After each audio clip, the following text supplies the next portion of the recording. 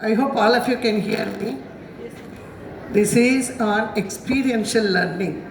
So we had, don't think that they are going ahead with the theory. And can you please tell me what is your eyes seeing? Just one. Let it be a little interactive. Your eyes, yes, others. Your ears. Your ears, cutlery, jugglery. Am I right or not? Since morning, we are equally having our ears on the sideways so that we can pay attention here as heads of the schools. We have come here to gain richer knowledge. And I am seeing, my eyes are looking at the beautiful flowers that are there. So my eyes is on that white color is very pretty. So these are all the distractions of the mind. It's correct or not? 100% mind is wavering, even during puja meditation mind wavers. Then how do we expect the young students to come to experiential learning for learning purpose? So they have an abstract conceptualization, that is the next step afterwards. So these abstract things, these concepts that are supposed to be taught, not taught, has to be experienced. This is what is the word.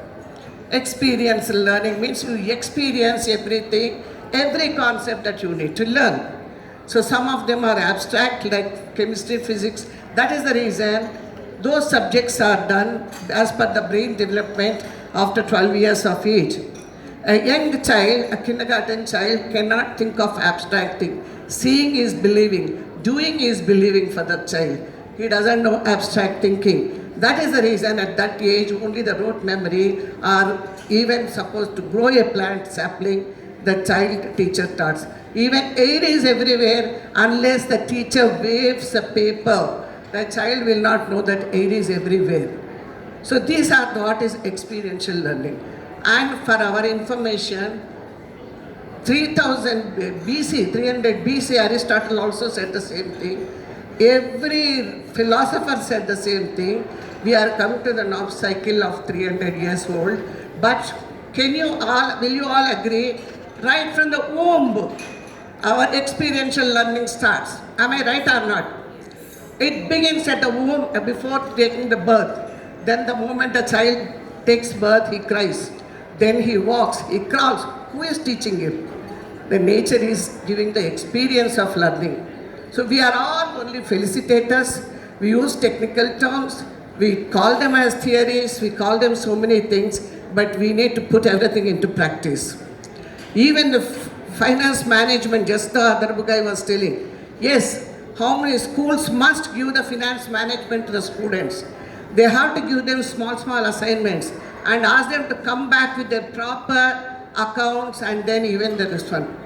This is finally we have to give them the values. This is all integrated. I may be a science teacher, I may take science examples, English teacher may take English examples. It has to be integrated. Every concept, forget about the NAP and the future. A good teacher, since ages, always have been trying to make experiential learning only. Every small thing that they teach, they try to show, whether it is a flower or a leaf or a science, chemistry things in the kitchen. So a good teacher, a good chemistry teacher, they will not bother about lab. She will relate everything to the kitchen and then tells that yes, all your chemical things are, most of them are in your kitchen. This is what is experiential learning. A good mother in the house, while cooking, she may use simply one idli stand to teach addition, subtraction, multiplication. Any idli stand will have minimum 4. Am I right or not? Please. Because experiential learning is nothing to read. It has to be experienced. It has to be done in the classrooms. In your limitation. You may say that, okay, to do that, if there is a large strength, it is not possible. I agree. But a good teacher tries to keep up along with her lesson plan the required things, basic requirements to make the concepts go into the brain and then makes a library of things for herself. 1 year, 2 years, you have a huge things, materials for yourself, what you have to carry with you into the classroom to teach the concepts.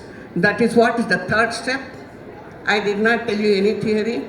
That is what is the abstract conceptualization in our cycle. But these things we don't have to have any theory. Any good person who really wants to make the children understand properly concepts, they will be readily equipped with the things. Thanks to, I just would like to say one more thing. Atal Tinkering Labs, I don't know how many schools are having here. It's a beautiful concept by Niti Ayog. We all were morning session, we were having about technology, whether it is good or bad. Forget about the technology. Children are very smart. 6th to 10th, 6th to 12th ATL labs, they are giving them simply the material. The children meddle with the materials and come out with the innovations. This is what is experiential learning. So please don't make experiential learning theory, make it practical. Every child loves it. Every teacher has a duty to carry things that are related to make the concepts clear.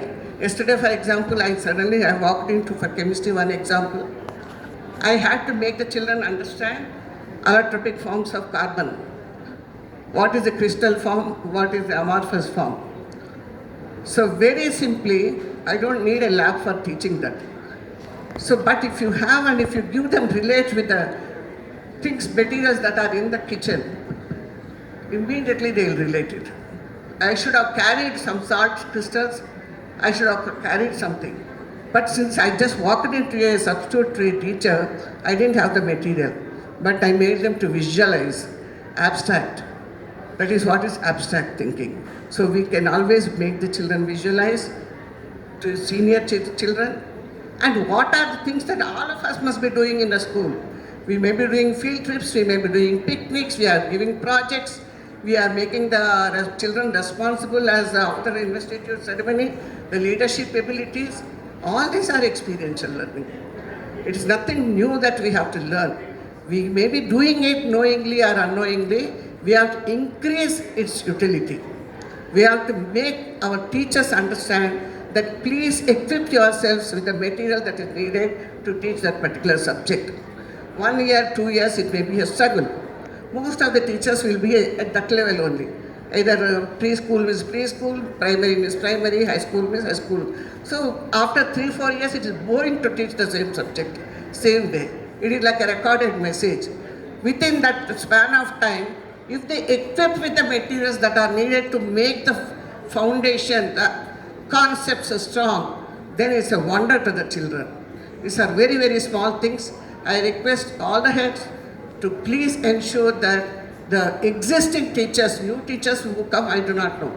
Existing teachers need unending investment on their life skills. First of all, the teachers should be equipped to carry on with these new generation things. So kindly ensure that the existing teachers have in-house orientation to before the NEP comes on all these things, and then naturally they love it. All children, teachers love to be good teachers. All teachers love to get the best name. How incentivize you, how motivate them, how you inspire as heads matters a lot. So thank you for listening. Thank you so much. Thank you.